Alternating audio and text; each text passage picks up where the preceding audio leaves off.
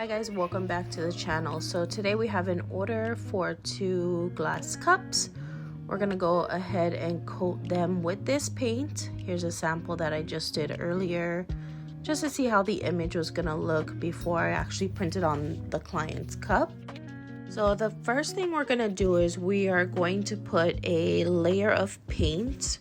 Okay, and the reason why we're using paint is because we're using a diode laser, and this laser cannot pass through clear or acrylic material, so you need to add a masking layer on whatever you are lasering. We are painting both sides. They want a picture on one side, some words on the other. I'm just going to use my heat gun in between coats. I added about 3 coats just to make sure that there was no glass peeking through.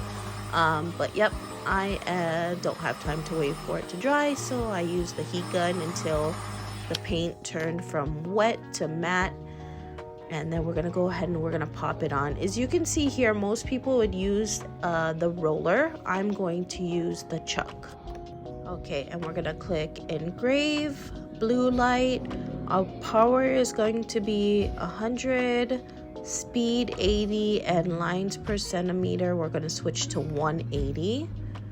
And then because we're using the chuck, we have it on cylindrical, and I used my typical dimensions. The perimeter is 377, diameter 120, and then I frame it. And before you print, always make sure you autofocus and line up the red and blue dot. Then you can go ahead, click process, start, and hit the button on the side of your laser. Okay, and as you can see where we engraved, it's turned from black to sort of like this murky white, I would say. And that's how you know that it's engraved the image for you. Then the last thing you want to do is you want to take it off, and I will typically use a magic eraser and water, and that paint will come right off. And here is our final product. If you have any questions, go ahead, comment below.